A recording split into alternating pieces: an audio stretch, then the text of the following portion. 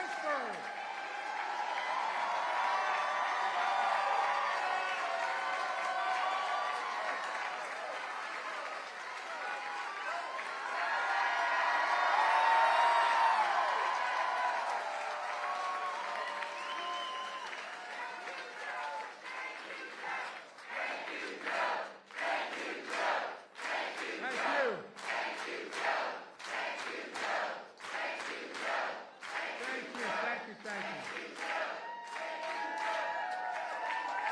Folks, I've celebrated many Labor Days in Pittsburgh.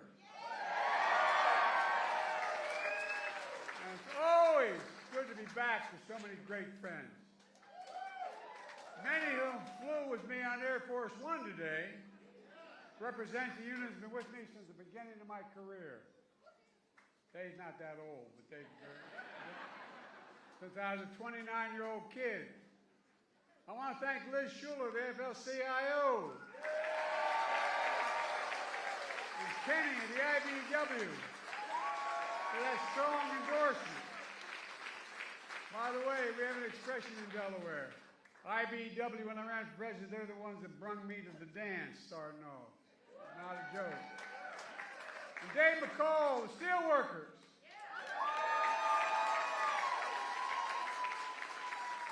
Dave, in 1972, Steelworkers were the first union to endorse a 29-year-old kid named Joe Biden who wasn't old enough to be senator when he got elected.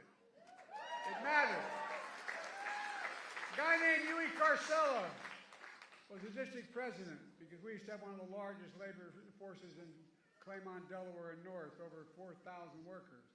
And it was, anyway, it all went south. But Huey went to the national president, I.W. Abel, and he said he wanted me to get endorsed. Everybody thought it was crazy. I literally wasn't old enough to be sworn in the day I got elected. But guess what? President Abel stuck with me.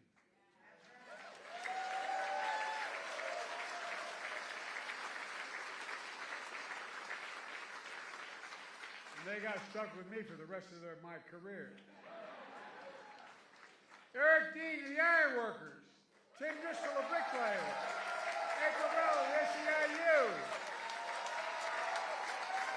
Lee Saunders of Ashland, the great friend. Where are you, Lee? And Jimmy Williams of the Painters Allied Trades and his dad. His dad's a really good man. Mike Coleman, the sheet metal worker. We also got some of the best elected officials in America. Governor Josh Shapiro is doing an incredible job.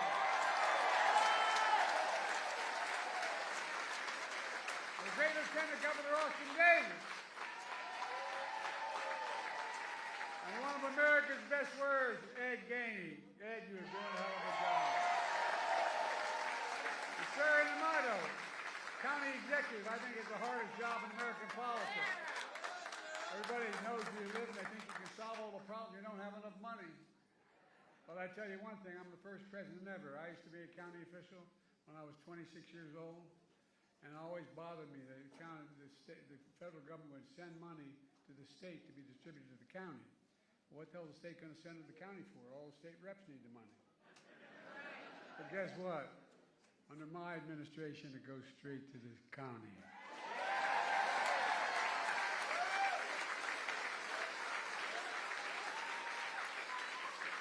One of my best friends, my name's Joe Biden, I'm from Scranton, Pennsylvania.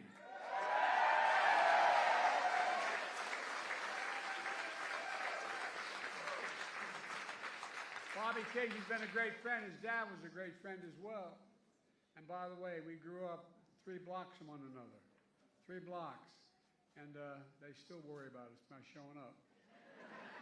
And guess what? I was on North Washington Avenue. He was in Adams. Guess what?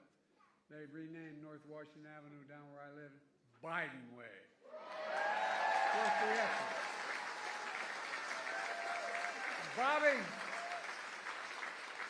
Bob will make sure you get reelected again. And while we couldn't be here, I want to thank his partner in the Senate, John Fetterman.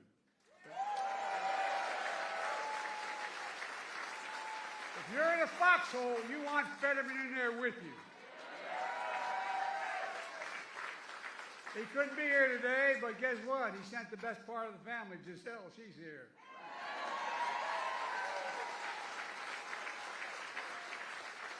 Let me just say, it means so much to be with a true friend, the Vice President and the next great President of the United States of America, Kamala Harris.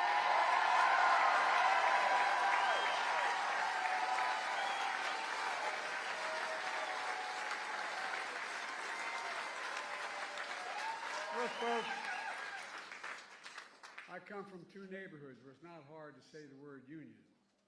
But you know what? The fact of the matter is, an awful lot of politicians have trouble saying union. They got working people. Guess what? I'm not one of them, neither is Kamala. We know the simple truth. Wall Street did not build America. The middle class built America, and unions built the middle class. That's a fact. By the way, that is not a slogan, that's a fact. I asked the Treasury Department to do a study, and it shows that when unions do well, all workers in America do better. That's a fact. That's a fact.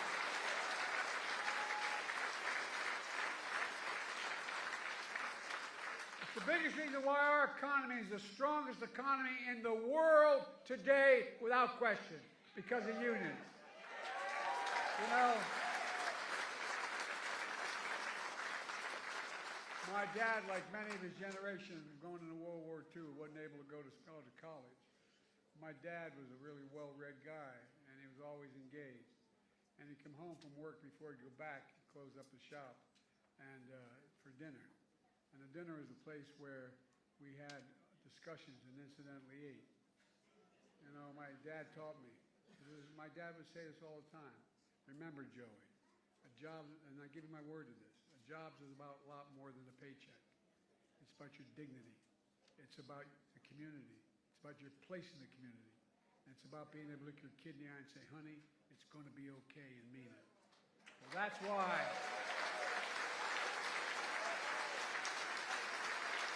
That's why Kamala and I are so proud. So proud of the greatest job creation record of any president in a single term in American history.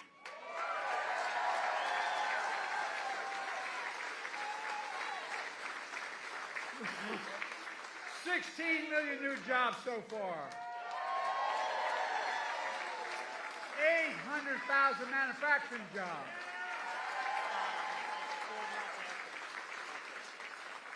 Eight years ago, how many times did you hear about we can no longer be the manufacturing capital of the world? Where the hell is that written? We are the greatest manufacturing county in the world, state in the world, city in the world. We're going to remain that way. Now, I'll tell you something. Kamala and I are damn proud that we protected the pensions of over 1 million workers and retirees.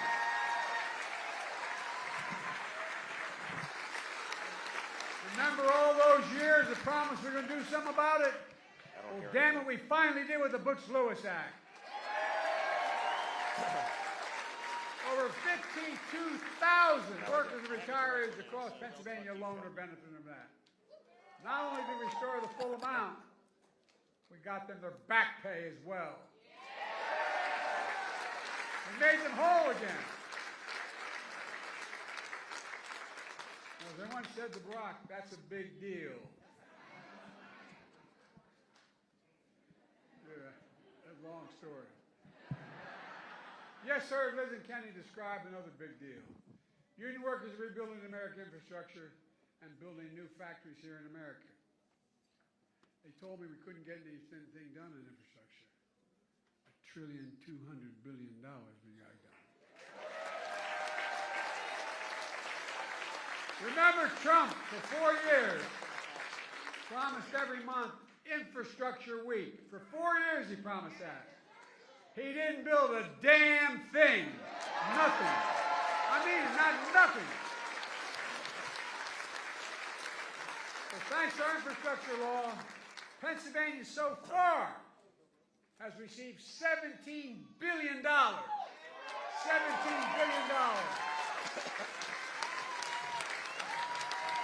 Over 2,000 projects, from clean water to affordable high-speed internet for every Pennsylvanian.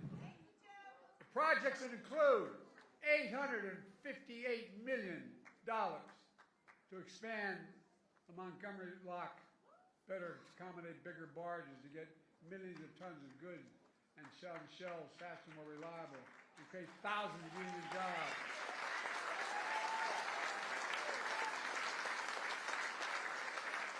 I was working on the Great Lakes and I got a call from Senator Casey. He's been no bigger champion than Casey this. You know what I call him? I call him the Casey Locks. Not Goldilocks, the Casey Locks. Bobby's also a champion of Pennsylvania's energy communities. We passed what's called the Casey Credit, available to 45 Pennsylvania counties where energy jobs such as coal mining had been before it disappeared before we came to office. The Casey Credit provides major incentives for companies to build new battery factories, wind turbines, and more to create high-paying jobs in those coal and natural gas communities. And on top of that, there's over $4 billion. I'm going to talk like this level, 1, 2, 3, 4, 5, 1, 2, 3, 4, 5, 1, 2, 3, 4, 5. I'm going to talk a little quiet here because 1, 2, 3, 4, 5, 1, 2, 3, 4, 5. 1, 2, 3, 4, 1, 2, 3, 4. Mic check, 1, 2, 3, 4, 5. Mic check, 1, 2, 3, 4, 5. To make sure large federal construction projects all use project labor agreements.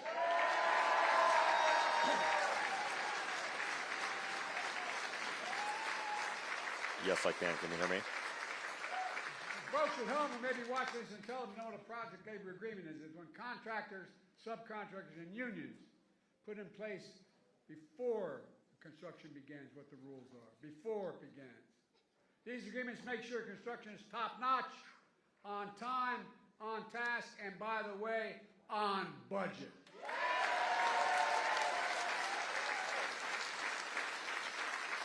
There's another big deal. Buy American. That's been the law since 1930. I got to admit, I've been around, I'm only 40, but I've been around a long time.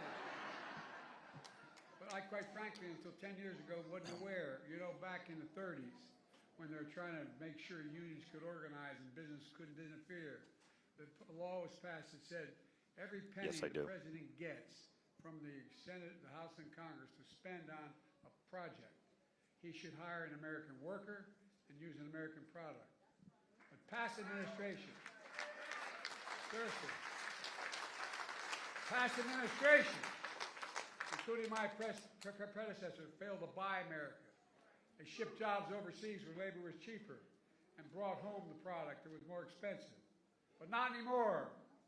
Federal projects build American roads, bridges, highways, and to be made with American products by American workers. That's why. That's why we're creating all these. I'm serious. It's simple and basic. That's why we're creating so many good-paying jobs. In fact, we're requiring those kinds of projects to pay Davis-Bacon prevailing wages so they're jobs that can raise a family on.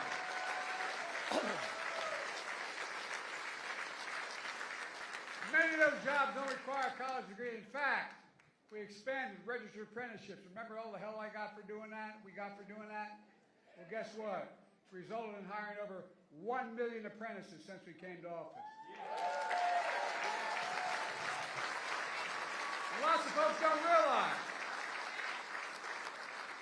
getting an apprenticeship is like getting a college degree.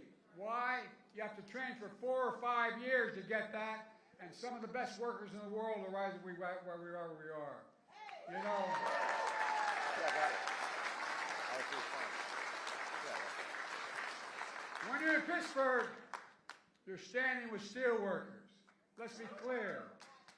I believe in American steel companies. American-owned and operated steel companies.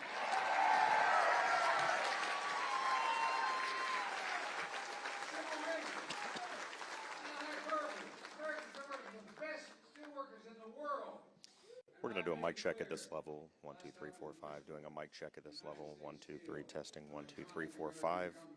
Yes, I can. I'm going to have to talk a little low because the president's talking behind me. but we'll make it work. 3-2-1.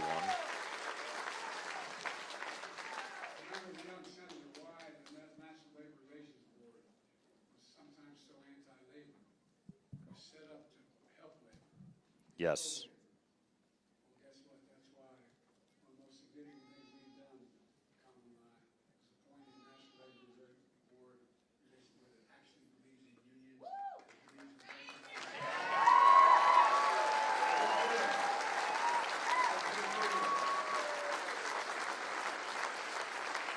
Remember, we have short memories. I'm all for forgiveness, but not for this. Trump appointed union busters on that board. Well, that's fact.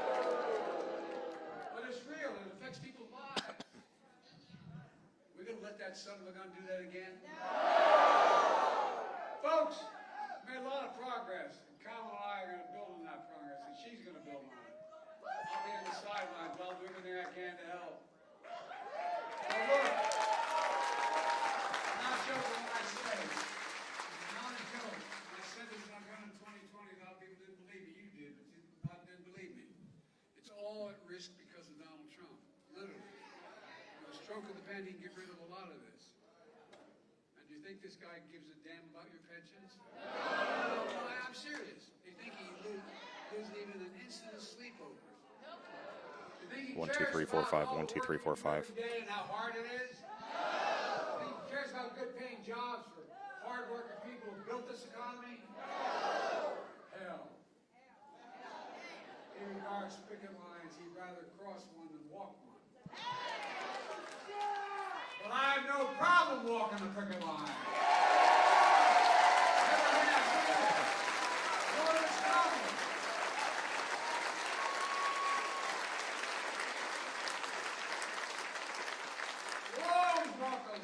Alongside you. Union workers built this country. Again, that's not hyperbole, that's a fact.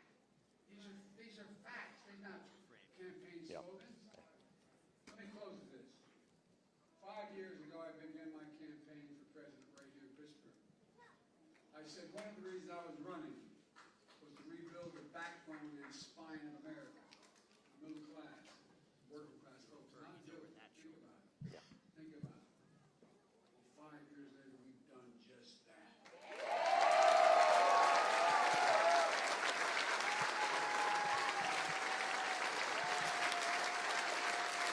I'm back in Pittsburgh. I'm ready to again with a simple message.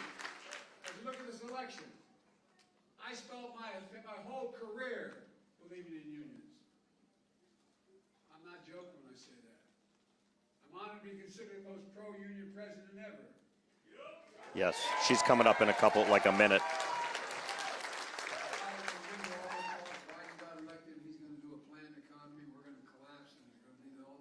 Okay, but you're not going to take me, though, right? Interest rates are going to go through the ceiling. Okay. Come on, man. No, that's fine. That makes sense. I'm here to Thanks for letting me know. About increasing the strength of your unions, which is all about. If you care about hard-working people, just give them a fair shot. I will. Everyone in America deserves a fair shot. No, Garrett, a fair shot. It would be too awkward to have me talking over her. Care about the dignity of work, and I mean it matters. The dignity of work, the way you're treated, the decency. I remember when my great-grandfather was only the second Catholic elected statewide to the state senate here in Pennsylvania.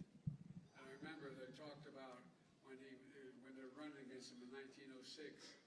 They said, guess what? They said he's a Molly Maguire. You know what a Molly Maguire was? Well, those of you don't, Molly Maguire, back in the old days, when the Irish and the Catholic came, and the Poles and others that were Catholic, when they came to the United States of America in the beginning of the 1840s, late 1840s, they made their way down into Pennsylvania. A lot of them, and there's a tier in the coal mines. Those guys who got there last ended up being the last people in the coal mines. A lot of the English owned the coal mines, and what they did was they really beat the hell out of the mostly Catholic population was in the mines. Not a joke, not a joke. But there was a group that called the Molly Maguires, and the Molly Maguires, if they find out the foreman who was taking advantage of an individual, and they literally kill him. joke, and they bring his body up and put him on the doorstep of his family. Kind of crude. I gotta admit, they accused my great-grandfather of being a model. He wasn't. But we're so damn disappointed. That's a joke.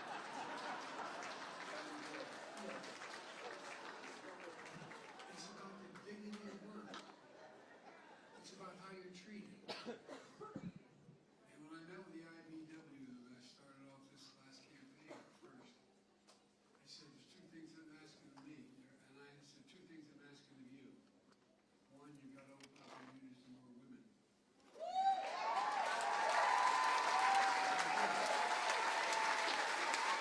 Two, the more minority. You've done both guys. And guess what? Instead of having support of 40% of American leaders, now 65% of American support the American Union movement.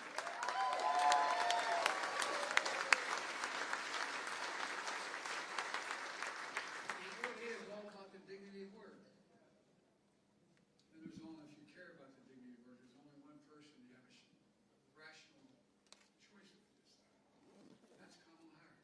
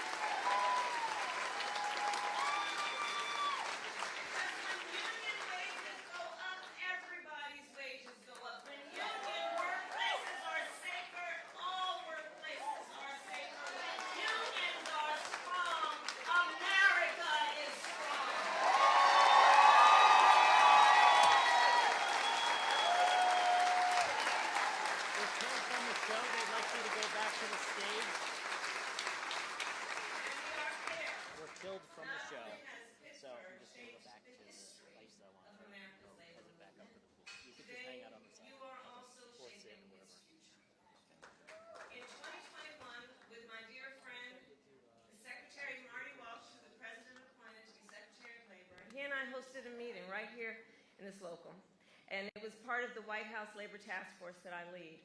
That day we met with a group of computer programmers who were working to form a union.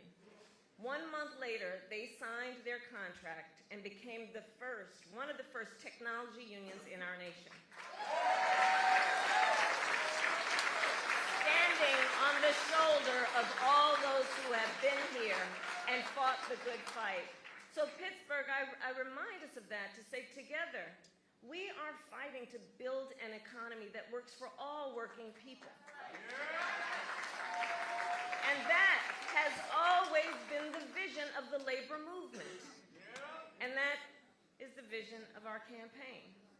You know, in this election, there are two very different visions for our nation. One, ours, focused on the future. The other, focused on the past. We fight for the future. We fight for a future of dignity, respect, and opportunity for all people.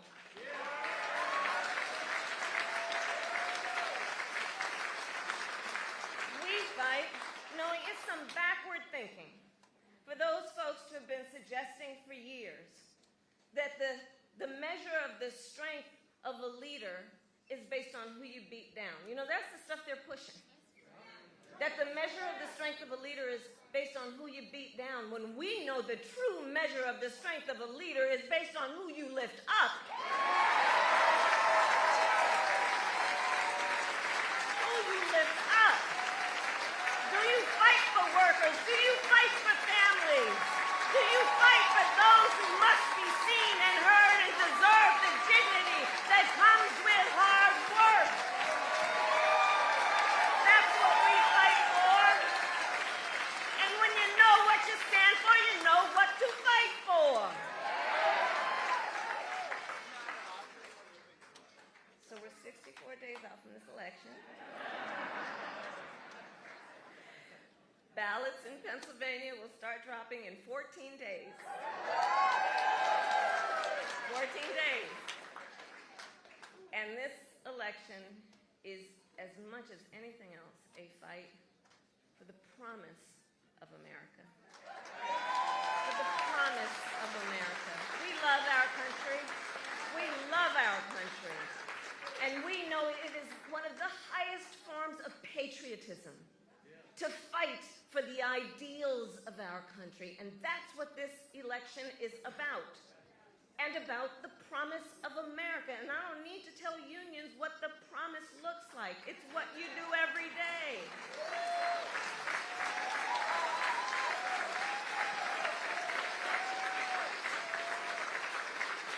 But as we fight to move forward, Donald Trump is trying to pull us backward.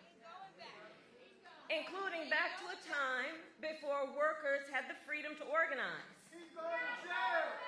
Well, the courts will handle that, and we will handle November. How about that? We'll handle November. Let the courts handle that other thing. But we're not going back.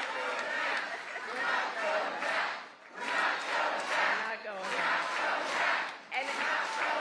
And one of the ways we're going to guarantee we don't go back is that we remember. Right? It is important to remember what that was and what it is. Remember, as president, Donald Trump blocked overtime benefits for millions of workers. He opposed efforts to raise the minimum wage. As the president said, he appointed union busters to the National Labor Relations Board. And don't forget, he supported so-called right-to-work laws. And if Donald Trump were to be reelected, he intends to give more tax cuts to billionaires and big corporations. He intends to cut Social Security and Medicare. He wants to impose what in effect would be a national sales tax, I call it the Trump national sales tax, on everyday products and basic necessities that would cost a typical American family, the economists have said this, almost $4,000 a year. He intends to repeal the Affordable Care Act and take us back to what we remember, because it wasn't that long ago, was a time when insurance companies could deny people with pre-existing conditions. You remember what that was? Children with asthma, breast cancer survivors, grandparents with diabetes. Well, look, America has tried those failed policies before, and we are not going back.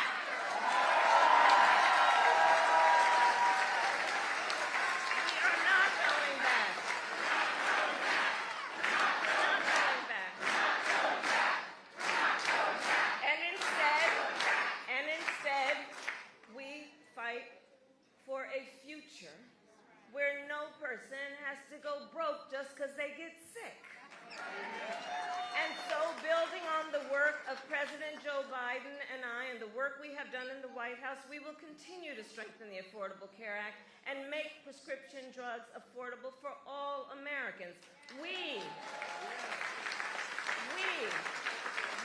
fight for a future where every worker has the freedom to organize, and we will pass the PRO Act and end union busting once and for all, and Bob Casey will help us do that.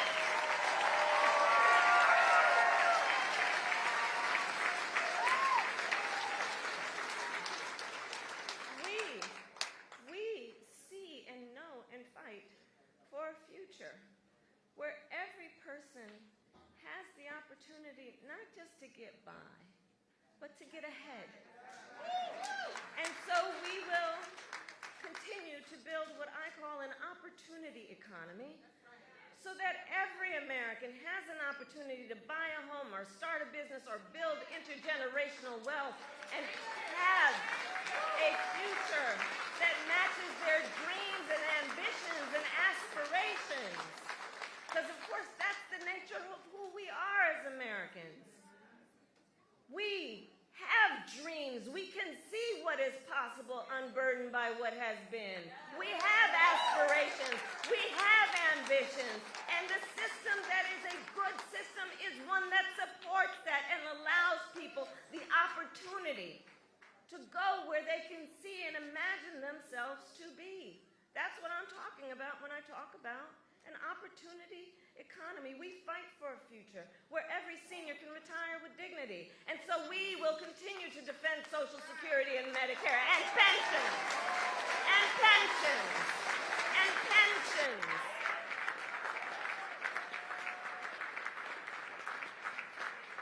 And we will continue to strengthen America's manufacturing sector. And on that point, the President mentioned it.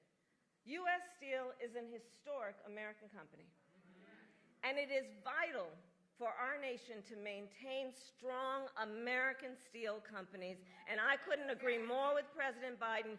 U.S. Steel should remain American-owned and American-operated. And I will always have the back of America's steelworkers.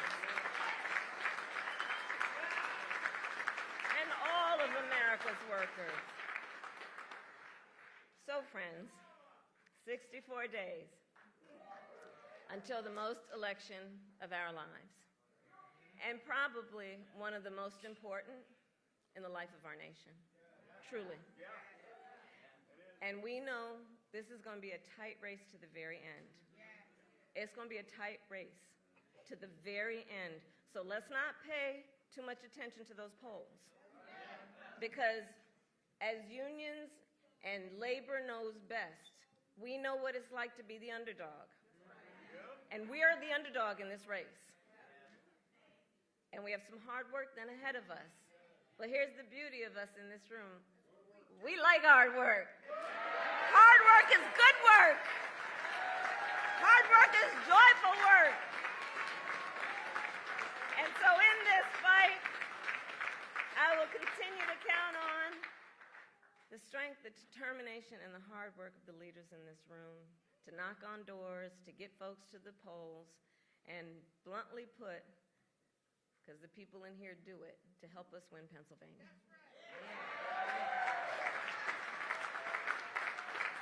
today I ask, are you ready to make your voices heard? Do we believe in freedom? Do we believe in opportunity? Do we believe in the promise of America? And are we ready to fight for it? And when we fight, we win. God bless you. God bless America.